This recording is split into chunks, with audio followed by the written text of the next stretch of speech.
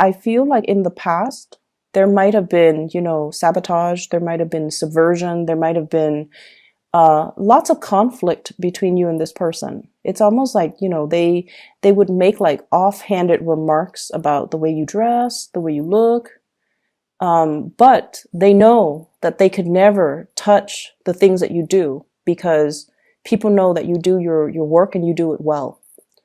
So I feel like there's some envy coming through from another person because their light seems to me to be very dim. Okay. And I also feel like, you know, they might have come to you for your help as well, which makes this person a little bit devious. You know, if they benefited from your help and your assistance in the past, then why would they? I feel like that might have been the breakthrough to allow the conflict to end because they're also seeing that you don't hold grudges, you don't discriminate, and you don't, you know, withhold information because you want them to fail.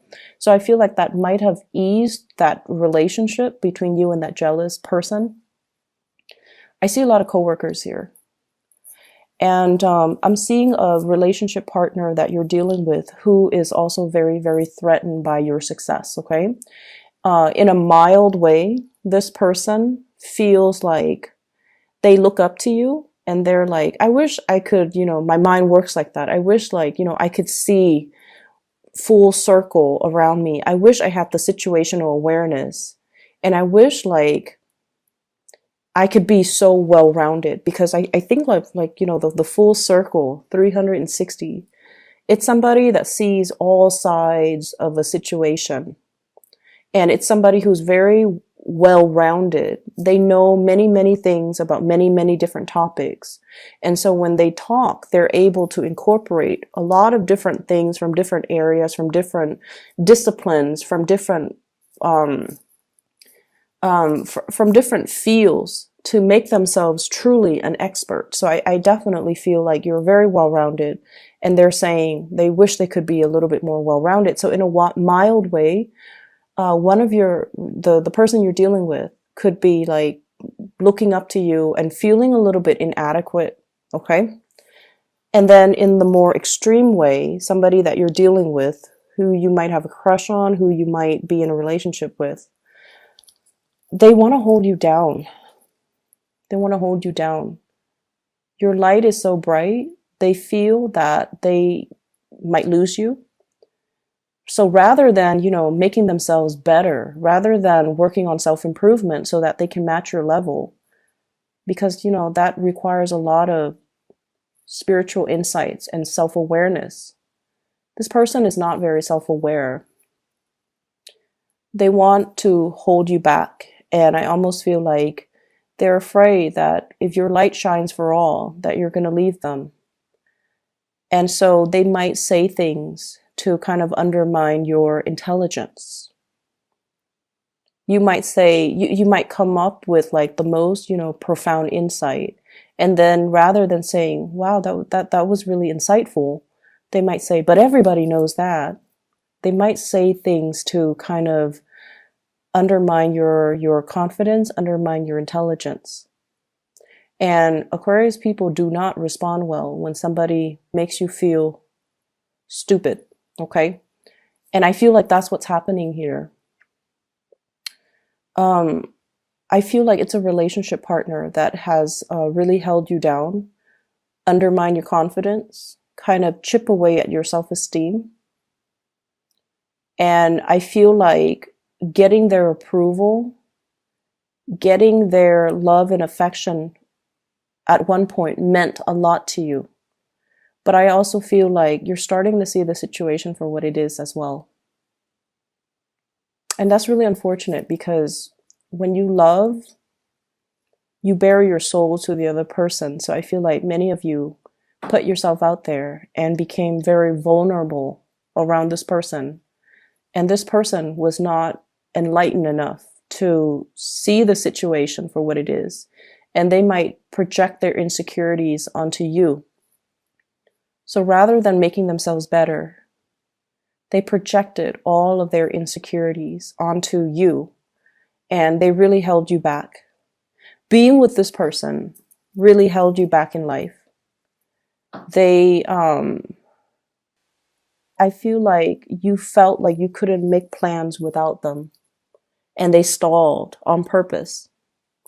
You felt like you couldn't be a good family member. Almost like this person was so essential and so vital. Like they're like the center of your world, and your plans were made around this person. And you might have neglected your friends, you might have neglected your family members. And I feel like you started to see the ramifications of that.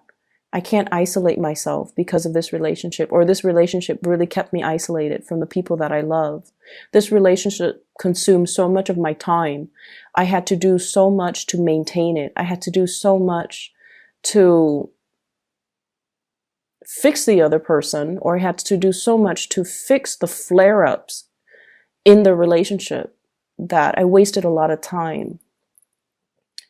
And so it was definitely an emotional roller coaster. But in a way, I feel like many of you thrive on the emotional roller coaster because it opens a part of you that is not very readily open, okay? And get off that emotional roller coaster because it's not healthy. It's not the way for us to live. Relationships are actually supposed to be stable, okay? But I feel like many of you have been really addicted to it because the highs are high. It's like taking, some type of a drug. The highs can make you feel very euphoric when you have this person's acceptance or when you have this person's love and affection. They seem to me like they can be very affectionate, but I also feel like they're very threatened by you. They want to keep you to themselves. When they say jump, they want you to jump. They don't want you to listen to other people. They can be a little bit jealous.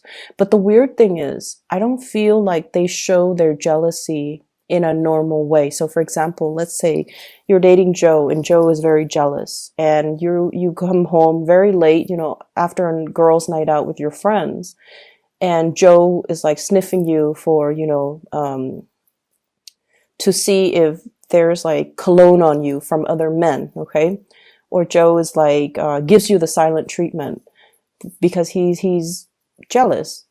Or Joe is all like, let me see your phone. So, those are kind of overt signs of jealousy, right? Like that's what we normally deal with.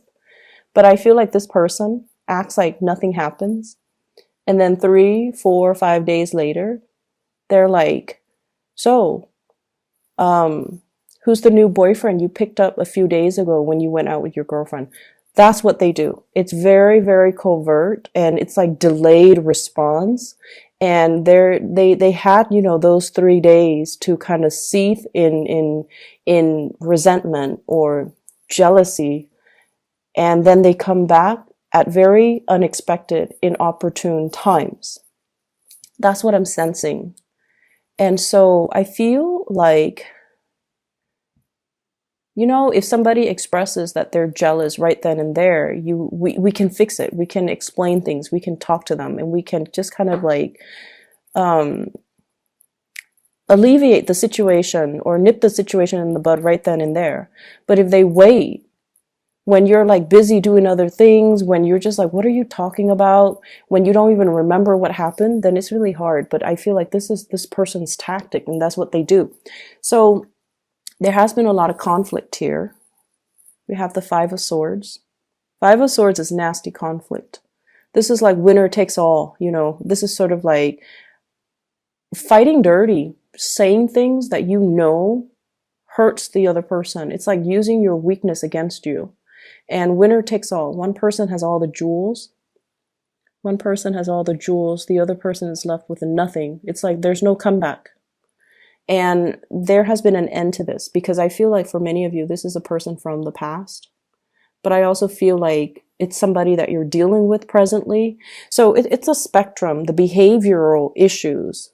It's a spectrum. In a mild way, they could be very envious and, they want to be like you. But they're not vindictive. But on the opposite end of the spectrum, on the extreme end, like I mentioned before, they could be manipulative, calculating, and vindictive, and very, very controlling. 4 of Coins. refusing to let you be. They cling on to you. They hang on for dear life, and they want you to be a certain way.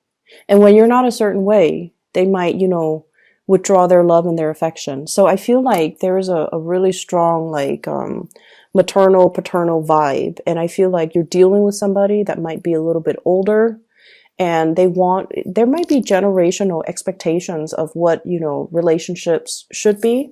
That's also something you might want to think about as well.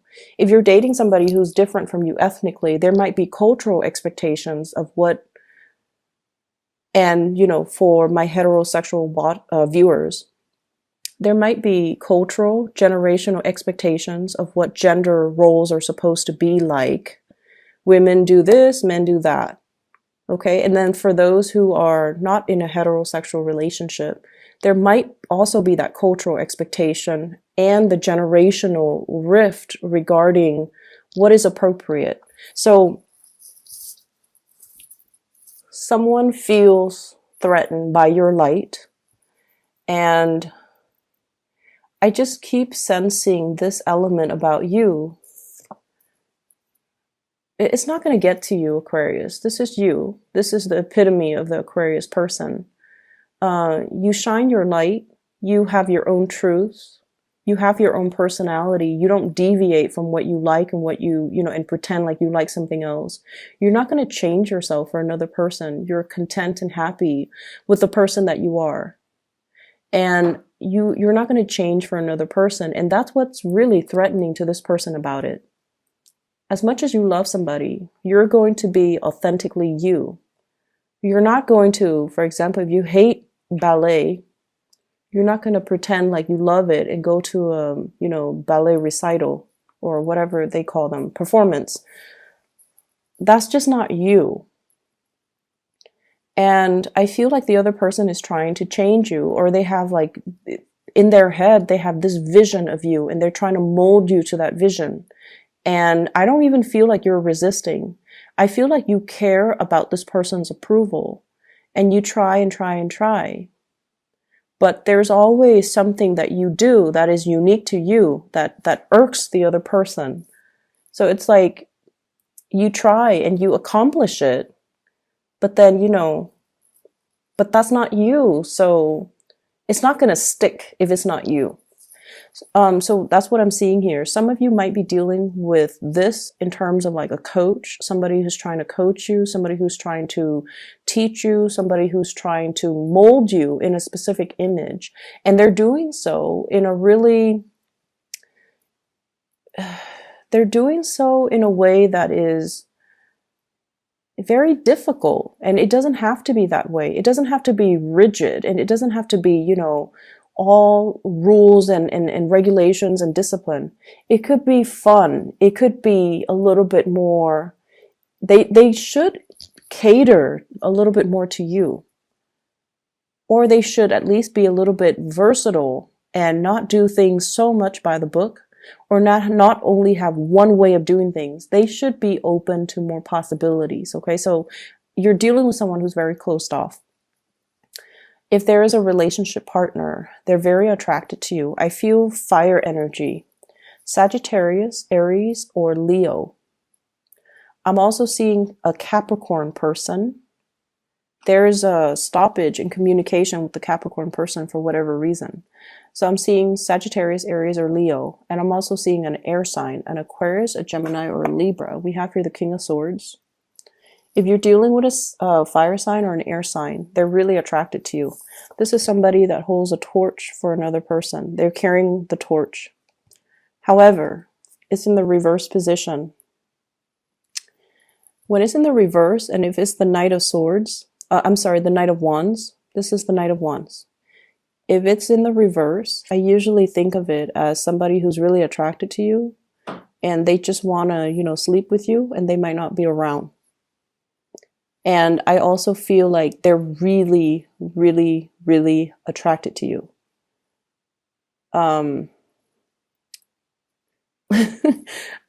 I feel like they might make jokes that are, like sexually explicit jokes, or once again, there's a spectrum. It could be mild, or it could be extreme. But when they make these jokes, I feel like you don't know what to say, because I feel the Aquarius that's watching this, anyways, I feel like you're very proper, or at least you put on a front that you're very proper. It could be somebody at work, and in a work environment, you try to be professional and you try to be proper. And I feel like this person might, make those types of jokes. I also feel like, once again, they want to be the center of your world. They don't want to, share you with anybody. So they could be a little bit more on the possessive end.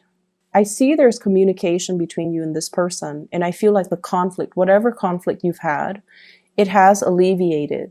They're coming in their sweet phase for this week. Okay, last week I feel like they were difficult. This week they're a little bit more attention seeking. They're sweeter, and so it gets your hopes up, is what I'm feeling. If it's an air sign, the conflict has ended. Okay. If it's an air sign, I feel like the conversation is a lot more cordial. The conversation as well is a lot more on the platonic front, but there's definitely some underlying things here about, having two people feeling very sexually attracted to one another. The last thing I want to mention, Aquarius, is you're starting to see as well that you have been living your life as independent as you are, and as much as you claim to be very, very independent, people's opinions of you matter, okay? And there's nothing wrong with that. We all succumb to it. And I also feel like you also start to realize that even when you try to please the other person, it could be a mom, it could be a dad, it could be, whoever, a love interest, a relationship partner that you didn't want to leave you. You try to please, you try to, fit their mold or fit their expectations. And you start to realize that you were very, very unhappy when you did that. There's a sense of comfort when we change ourselves for the other person, right? When we try to be what the other person wants of us, there's a sense of there's a sense of calmness associated with it, because it shows us that, wow, I really love this person. I'm willing to change my ways in order to cater to them. There's some really deep satisfaction from it. But then over time, I feel like they come to expect more and more and more and more. Or they stop seeing you as the person that you truly are. And then it then becomes a situation where you go through like an identity crisis. And so you can't really live, for other people's expectations. We can do things that we know the other person would like, but we really can't change ourselves, okay? Because your light shines strong. And I don't feel like anybody can really detract you from that. I'm also seeing as well, one last thing before we go. So the fact that the lighthouse, it spins, right? Like the light in the lighthouse, it spins. There could be blind spots that you're overlooking regarding a person. So I want you to be a little bit careful about that. There could also be blind spots in your knowledge. Okay, so knowledge gaps. If you are aware of these things, it's really important to fill in those holes. Fill in those holes when it comes to knowledge gap. Try to, look both ways so that you're not, to avoid the effects of blind spots, okay? There might be other things that you're not seeing in particular about a person. But I honestly feel like, things are going to be coming to light, okay? Once again, if you're dealing with somebody, I feel like it's on a spectrum, okay? It's not as severe as the opposite ends, although some of you might be dealing with that. And then others of you, there's like that mild, control issues when it comes to another person. But there is a spectrum that I'm seeing here, and I feel that the spectrum that I'm looking at here is somebody who could be mild to moderately controlling.